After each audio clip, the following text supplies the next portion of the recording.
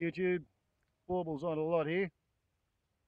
Have you ever heard the saying, measure twice, cut once? It's a concept, and I'm a fan of that concept, but I'm also a fan of the idea of think it all over again and maybe don't cut at all. Because it turns out that not all bright ideas are equally shiny in the long run. Now here's what I'm talking about. When I invited my son, the brigade captain in the Rural Fire Service, to critique my fire protection system with its added new third tank, with which to feed a 25mm fire reel hose with a 3-way adjustable nozzle, and the nozzle has a barrel inside there 20mm diameter, which turns out to be a strangely important detail, as does the pink tape running between the brass adapter and the plastic handle of the 3-way adjustable nozzle.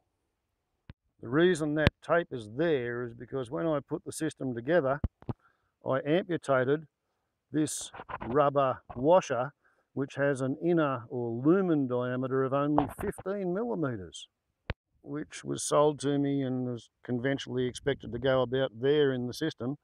So after going to all the expense of providing a 25mm diameter column of water 36 metres long, just as it gets to the business end of the nozzle, some half-wit had inserted this 15mm flow reducer. And so I warbleized it, and well, work out the numbers on it yourself. 15mm diameter versus 25mm diameter. So Daddy Warbles was particularly proud of his 36-metre figure-8 flaked bush fire reel hose with 25mm uninterrupted water column all the way from the 32mm adapter on the 40mm takeoff from the pump. And then young fella me lad said, well, what you should have done really was put 25mm Layflat canvas hoses on the other two water outputs instead of leaving them capped. Okay, so I did that. I got the valves and I got the Stortz-Fittings and I got the Stortz end caps. And I got the hoses and I got the Stortz end caps because, as young fella my lad says, Stortz-Fittings are hermaphrodites. As long as they're the same size, any two hose ends will fit together. So I took all that on board, and when they asked me what I wanted for Father's Day, I said to both my kids and my mother, who for some reason gives me Father's Day presents as well, I said I would like a fire hose from each one of you. And the young fellow went on the Internoodle and he took a look at the price of the same sort of fire hoses that he has on his fire trucks, which is what he had told me to get. And he thought, whoa, $279 for a 30-metre roll of it, 30-metre length with a fitting on each end, you know, like that's too rich. So he went off and he found $59 for a 30-metre length of hose with a fitting on each end. And I kind of smelt a rat because, you know, like that's a pretty big difference, even coming from China. Turns out the proper hoses, the ones on the fire trucks, they're what they call percolating hoses. So they're made in Australia to meet the government standards for fire truck hoses. They're made out of cotton canvas, and when they get wet they swell up, and when they swell up they exude moisture, they perspirate, they percolate. So it's wet canvas hoses, so you can drag it across something that's on fire and the hose doesn't suddenly melt and pop and burst for you. The $59 hoses from China, part one, they're lined with some sort of plastic, nylon, maybe if you're really lucky it's silicone, And I think it's a nylon woven canvas tubular hose. So it's good enough to put in a factory or a public building where the code requires that you have canvas Layflat hoses. It just doesn't specify cotton canvas Layflat hoses. So yeah, it's a fire hose that's expected to fight one fire once, not in a wildfire situation. Better than nothing. I got 3 of the things. The other point about them is that the rubbers in the Stortz-Fittings are not quite thick enough to put any pressure on the little cams that engage in the tracks on the Stortz-Fittings. So if you put a Chinese Stortz-Fitting up against a German proper expensive fair income Stortz-Fitting, it'll go together and it might hold on. Don't know whether it's going to be watertight because the rubbers aren't under pressure. If you put 2 Chinese Stortz-Fittings together, like if you want to turn 2 30-metre lengths into a 60-metre length, it's such a slack situation due to lack of compression from the rubbers not being thick enough, you have to use 2-inch plumber tape wrapped around it to hold the thing together. So I think I might have to go with either replacing the rubbers in the Chinese fittings, if I can get rubbers for them, or replacing the Stortz hose tails, 25mm. And they're only a mere $27.42 each for one of them. And you need 2 of them for a hose. And these things, 25mm Stortz hose end with a fitting with a male thread.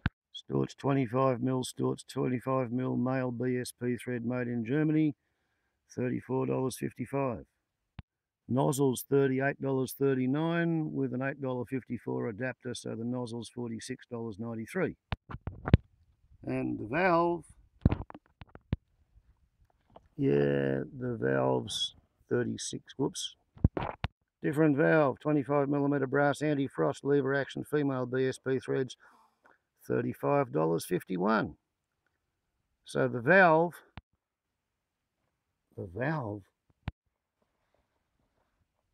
it's only 96 cents dearer or 94 cents dearer than the Stortz-Fitting with a 25mm male thread. I think the valve is made in Italy. The Stortz-Fitting's made in Germany. I don't know where that's made, but that's $9.55 and that's $11. So to put Stortz-Fittings in a ball valve onto the 25mm reel hose was going to involve $170 less Good Blokes discount. Call that $153 worth. They call the Good Bloke discount rebate 2, special rebate to be applied for wholesale clients or corporate clients who qualify for ROD special pricing.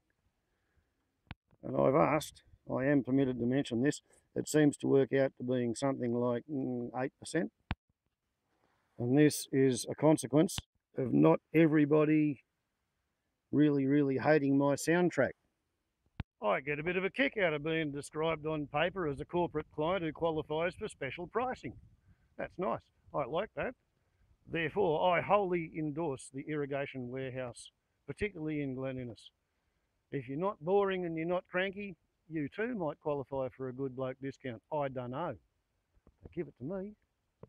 So anyway, following that digression, before I started going choppy into this, somewhere around here, and attaching a couple of Stortz-Fittings, and before cutting it here to install this Stortz-Fitting, in order to do away with all of this, replacing it with this, thereby enabling me to shut off the valve on the 40mm outlet, so that I could then take that hose off, move the pump somewhere else, reconnect the hose, or perhaps disconnect the nozzle here and plug in any one or two or three of the Chinese Stortz-fitted canvas Layflats. And if I can't get proper German rubbers to go in there, then I'll just have to buy another 3 of these fair dinkum proper ones from Germany and replace the Chinesiums on the end of the nylon hoses so that I can use them without having them go leaky. Meanwhile, I'll take this $90 valve and connector assembly back and get a credit on my account and buy something else. For some reason, all day yesterday, I just could not bring myself to cut into the reel hose and install this system. Couldn't figure out why, but I just couldn't bring myself to do it. And then last night, while I was pulling this apart to grease it, so that its action will work smoothly without binding on any corrosion inside, and to remove the 15mm lumen washer, which for some strange reason sits between the 20mm diameter barrel of the nozzle and the 25mm lumen of the 25mm fitting, which goes on the 25mm Stortz fitting. And here's the thing: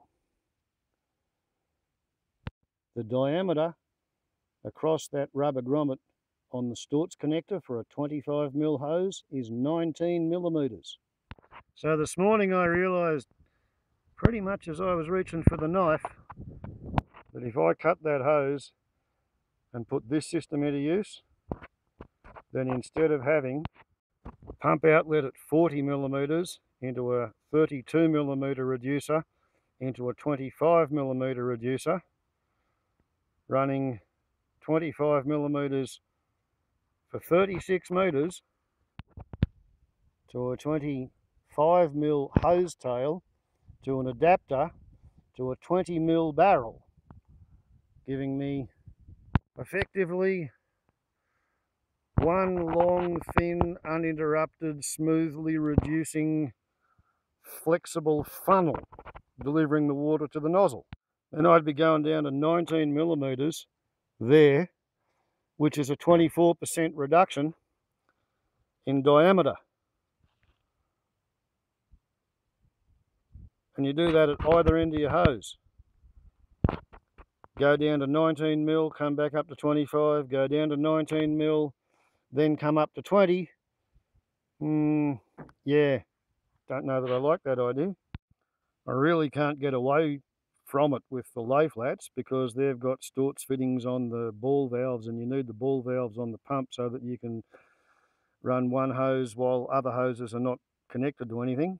But it's at least going 19mm to 25, back down to 19, up to 20 in the barrel of the nozzle. Have to use pink tape to seal that, because otherwise you'd be down to 15 before you even get into the nozzle's 20mm.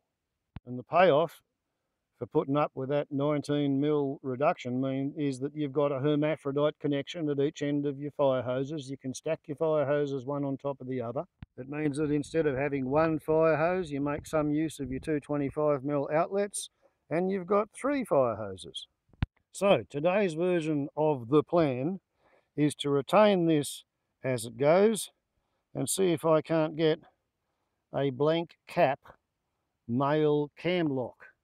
If not, a plug to fit into an open male cam lock, so that if I want to use this pump somewhere else doing something else, I've got cam locks up here. I can close that off with a blanking plug, and I can use the Stortz fittings and the fire hoses with the Layflats to do whatever other pumping job I may have in mind. Like, for example, if I wanted to carry the pump over there to my neighbour's water tank and buy maybe 5,000 litres off him, perhaps at some point in time, if my dam is dry